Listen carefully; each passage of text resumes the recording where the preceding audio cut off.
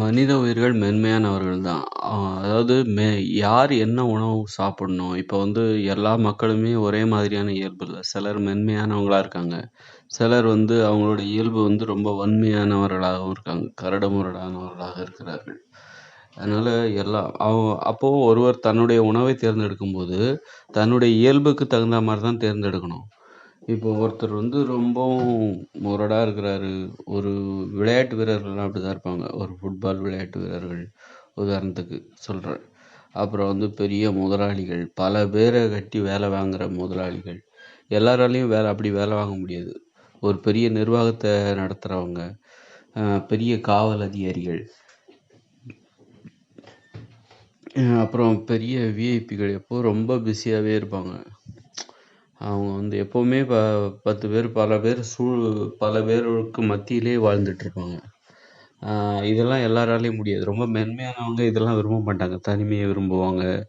எப்போதும் இந்த சத்தத்த விரும்ப மாட்டாங்க. மென்மையானவங்களோட இயல்பு என்னன்னா, இந்த கூச்சல், சத்தம் இதெல்லாம் விரும்ப மாட்டாங்க. ரொம்பவும் கடினமானவர்கள், அதாவது மென்மையானவர்களுக்கு எதிரானவர்கள். இவர்கள்லாம் என்னன்னா, அந்த திருவிழா அது வந்து எல்லாரும் விஐபியா தான் இருப்பாங்க. அதில முதலாளியா தான் இருப்பாங்க. கடினமானவர்கள் வந்து முதலாளியா தான் அப்படி கிடையாது. முதலாளியா ஆக முடியாம இருப்பாங்க.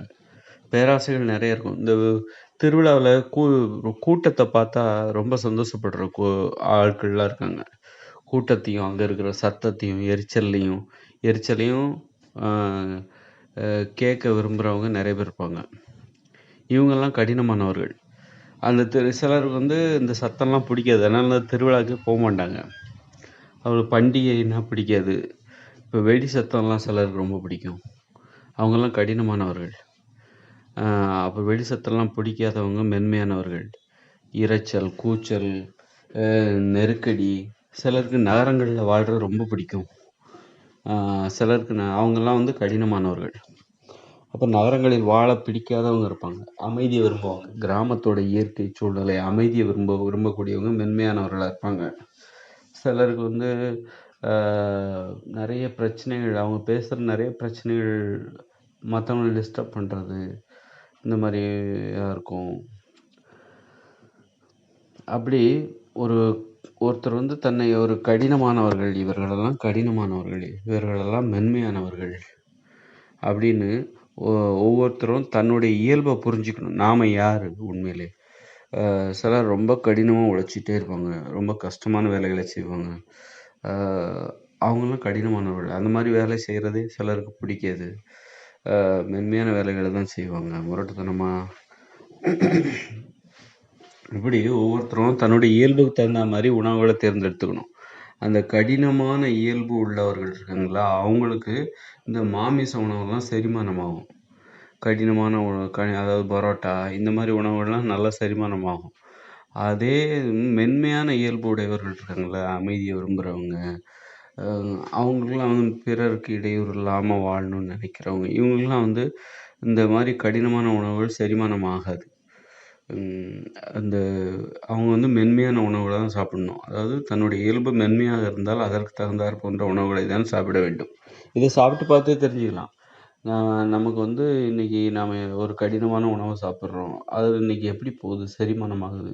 பல தடவை நம்ம சோதனை செஞ்சு பார்த்து, நம்முடைய இயல்புக்கு தகுந்த மாதிரி நம்ம உணவு முறையை நம்ம மாற்றிக்கணும். அவங்க சாப்பிட்றாங்க, ஆசை வந்து யாருக்கு வேணாலும் இருக்கலாம். ஆனால் அவங்க சாப்பிட்றாங்க, இவங்க சாப்பிட்றாங்கன்னு நம்ம சாப்பிடக்கூடாது. நமக்கு என்ன? நம்முடைய உடலுக்கு நம்முடைய இயல்பு என்ன? நம்முடைய உடல் என்ன? நம்முடைய பழக்கவழக்கம் என்ன? நம்முடைய வாழ்க்கை முறை என்ன? நம்முடைய அப்படின்னு பார்த்து தான் நாம் உண்ணுகிற உணவை தேர்ந்தெடுக்க வேண்டும். நம்முடைய வாழ்க்கை முறையே அப்படிதான் இருக்கும். இப்போ ரொம்ப மென்மையானவங்களா இருக்காங்க, கடினமாக உழைக்க விரும்பாதவர்களாக இருப்பாங்க. குறைவான சம்பளம் தான் அவங்க வாங்குவாங்க. மென்மையானவர்களுக்கு குறைவான சம்பளம் தான் கிடைக்கும். அப்போது அவங்க பெரிய வீடு கட்ட மாட்டாங்க. முரட்டுத்தனமாக இருப்பாங்க. பெரிய பெரிய செயல்களை செய்வாங்க. நிறைய பணம் சம்பாதிப்பாங்க. அதுக்கு தகுந்த மாதிரி அவங்க ஆடம்பரமான வீடுகளில் வாழ ஆசைப்படுகிறார்கள். அப்படிங்கும்போது வாழ்க்கையே அப்படிதான். அவங்கவுங்க இயல்பு. இப்போ பெரிய பெரிய வீடுகளுக்கு ஆசை வந்து இருக்கலாம். இப்போது ஆசை இருக்கலாம். ஆனால் அது வந்து நடைமுறைக்கு ஒத்தாது. இப்போ நான் வந்து ஒரு எளிமையானவனாக என்னை நான் புரிந்து கொள்கிறேன். அப்போது என்கிட்ட வந்து ஒரு பெரிய வீடை கொடுத்தாக்கா, அந்த வீட்ல நான் சந்தோஷமாலாம் எனக்கு இருக்கு. ஏன்னா அந்த வீட்ட நான் பார்த்துக்கணும், அத பராமரிக்கணும். அதெல்லாம் நெறைய வேலை இருக்கு. எனக்கு ஒரு எளிமையான சின்ன வீடு, சின்னதா தான் இருக்கணும் என்னுடைய வீடு வந்து. அப்பதான் அது வந்து எனக்கு பிடிக்கும். ஏன்னா அந்த மாரி அதனால ஆசைய வச்சுக்கிட்டு ஆசை வந்து எந்த அளவுக்கு அப்போ ஒருத்தர் வந்து மென்மையானவரா இருக்காரு. அவருக்கு ஏன் வந்து ஒரு பெரிய வீடு மேல ஆசை வருது? அவரால முடியாதுன்னு தெரிஞ்சாலும் ஏன் ஒரு பெரிய வீடு மேல அவருக்கு ஆசை வருது? அப்படின்னா அவரு நேர்மையா இல்லன்னு அர்த்தம். நேர்மையா இருக்கணும். நம்முடைய ஆசை என்னங்கிறத நாம கண்டுபிடிக்கணும் அப்படின்னாலே, நாம ஒரு நேர்மையானவரா இருக்கணும். ஒழுக்கமா இருக்கணும். பிறருடைய காசுக்கு ஆசைப்படக்கூடாது. ரொம்பவும் நேர்மையா இருக்கணும். ஒரு வேலை செய்ற இடத்துல நம்ம ஒரு கம்பெனிலயோ, இல்ல அலுவலகத்திலயோ வேலை பார்க்குறோம். அங்க இருக்கிற ஒரு பொருள வந்து ஒரு சின்னதா ஒரு ரப்பர் பேண்டா இருந்தா கூட, ஒரு குண்டூசியா இருந்தா கூட, அத எடுத்து நம்ம சொந்த இதுக்கு பயன்படுத்தக்கூடாது. அந்த மாரி ஒரு நேர்மையானவர்களாக இருக்க வேண்டும். அது சரி வேலை அப்படியெல்லாம் இருந்தா மட்டும் தான் நம்முடைய ஆசை என்ன அப்படிங்கிறது நமக்கு தெரியும். நம்முடைய விருப்பம் வந்து நேர்மையாவும், நியாயமாவும் இருக்கும்போது தான், நம்முடைய ஆசையில் உள்ள நியாயமான ஆசை எது? நேர்மையான ஆசை எதுன்னு நமக்கு தெரியும். அதுக்கு நம்ம நேர்மையா இருக்கணும், நியாயமா இருக்கணும். நாம அநி நாம வந்து நம்மகிட்ட வந்து நம்முடைய வழக்கத்துல வந்து நேர்மை இல்ல, எதுவுமே இல்ல, நம்முடைய செயல்பாடுகள்ல நியாயம் இல்லன்னு வச்சுக்கோங்களேன், நம்முடைய ஆசைகள்லயும் வந்து நேர்மை இல்லாம போயிடும். அநியாயங்கள் அதிகமாயிடும். அதனால நாம வந்து நம்முடைய இயல்புக்கு பொருத்தமில்லாத வேலைகள நம்ம செய்வோம். அது நமக்கு அழிவ தான் ஏற்படுத்தும். பாதுகாப்பா வாழ முடியாது. அதனால வந்து நேர்மையா வாழணும்.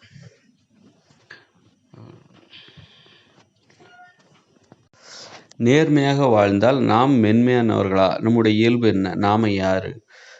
நம்ம நாம உண்மையிலேயே மென்மையானவரா? அல்லது வன்மையானவரா? அ அப்படிங்கிறத நம்ம கண்டுபிடிச்சிடலாம். நாம நேர்மை இல்லன்னு வச்சுக்கோங்களேன், ஒரு மென்மையானவர் இருக்கிறாரு. ஆனா அவர்ட்ட நேர்மை இல்லன்னா, அவர் மென்மையானவர்ன்னு அவரே ஒத்துக்க மாட்டாரு. அத ஒரு தாழ்வா நினைப்பாரு. ஒரு தன்னை தாழ்வாக மதிப்பிடுகிறாங்க. அது வந்து அந்த மென்மையான ஒரு இயல்பையே அவர் என்ன நினைப்பாருன்னா, தன்னை குறைத்து மதிப்பிடுகிறார்கள். அதை ஏத்துக்க மாட்டாரு. நான் மென்மையானவன் அல்ல. நான் மென்மையானவர் அல்ல. நான் வந்து வன்மையானவர். வன்மையானன்னு சொன்னா தான் அது உயர்வானதுன்னு நெனச்சிட்டு இருப்பாரு.